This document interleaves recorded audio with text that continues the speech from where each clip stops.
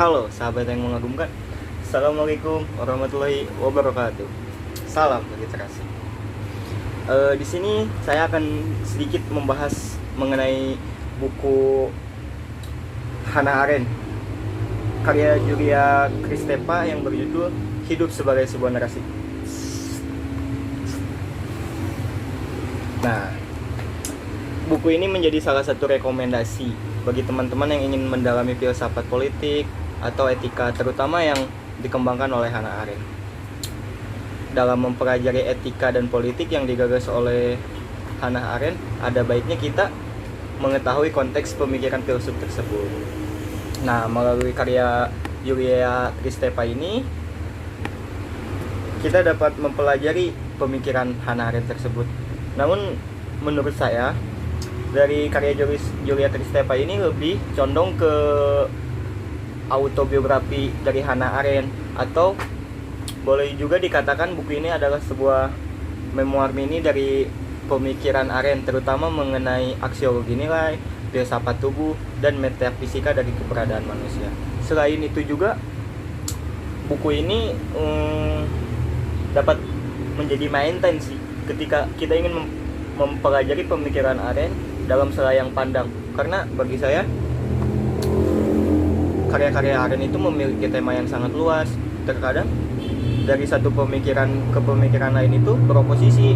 Jadi di dalam karya Arendt itu terkadang karyanya dia itu menjadi kontradiksi antara karya dia dengan karya dia sendiri. Nah, dalam buku Kristeva ini berusaha untuk menarik satu garis merah besar dari pemikiran Arendt, terutama mengenai sikap Arendt terhadap bangunan kehidupan manusia dan ruang politik.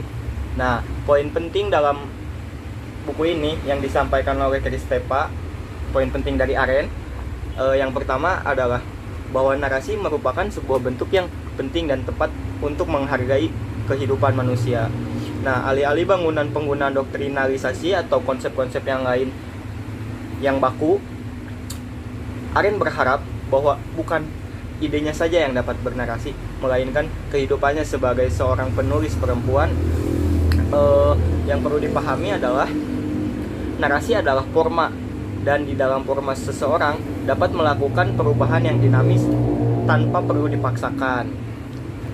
Bagi Arendt, fasisme dan totalitarianisme adalah hal yang menyimpang atau pembentukan penyimpangan narasi. Dalam ruang politik, penyimpangan ini merupakan sesuatu pemaksaan narasi yang diinginkan dan pada saat yang sama menyangka kehidupan manusia itu sendiri, seperti yang terjadi sekarang di negara kita. Ya, itulah, saya tidak ingin membahas ke situ, saya lebih berfokus membahas ke buku ini. Poin yang kedua adalah Arendt sangat menghargai hidup dan tidak pernah berusaha membahas perihal kematian atau kondisi pasca kehidupan yang sering dibahas oleh doktrin-doktrin agama. Nah, sebagai yang pernah diusahakan Martin Heidegger. Nah, siapa ini Martin Heidegger? Martin Heidegger adalah kekasih dari Hannah Arendt.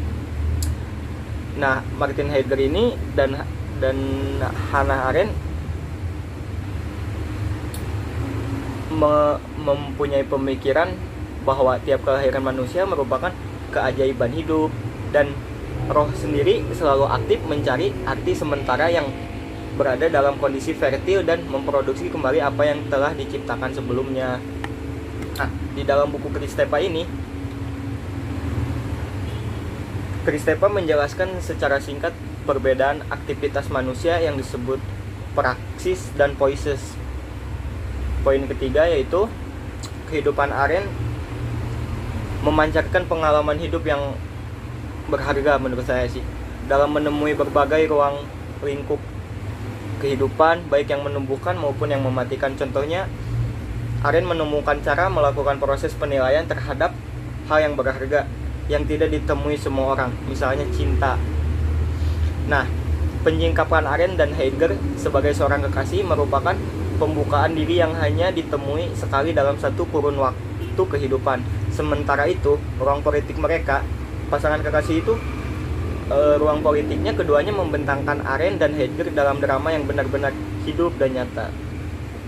Narasi yang nyata itu dapat berulang pada siapapun, tidak cuma kepada Hannah Arendt dan Heidegger, bisa saja kepada para filsuf-filsuf lain, tukang tenun mungkin, abang ojo dan guru, atau bahkan pengabdi negara sekalipun. Semua orang bisa. Alasan Kristepa memilih menceritakan Arendt dibanding filsuf-filsuf lain adalah karena menurut Kristepa, ide-ide Arendt ini sangat lugas mengenai ruang politik dan penekanan terhadap kehidupan, apalagi yang diabadikan atau yang bisa kita sebut sebagai biografi. Bagi Kristepa, pembahasan Arendt lebih mewakili realitas hari ini dibanding pembahasan metafisika yang terkadang terlalu merona biru karena perenungan yang berlarut-larut. Dan bagi selayak pemuja biografi Arendt, sebenarnya Arendt itu tidak pernah menuliskan autobiografinya dia sendiri. Nah, di sini si Kristepa ini menuliskan biografinya Arendt sebagai subjek yang indah untuk akhirnya ya ditulis di dalam buku ini. Nah, di dalam buku ini sosok Arendt yang kita temui ini adalah Arendt yang ingin dikenal oleh penulis sekaligus pembaca, bahwa Arendt itu hidup Arendt itu adalah sebuah narasi. Nah, kira-kira